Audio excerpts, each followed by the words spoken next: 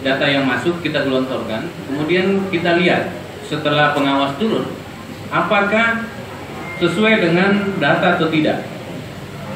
Kalau tidak, kita langsung cut off sesuai data faktual yang ada. Jadi semuanya 100.000 rupiah untuk 10 murid, ya, hitungannya.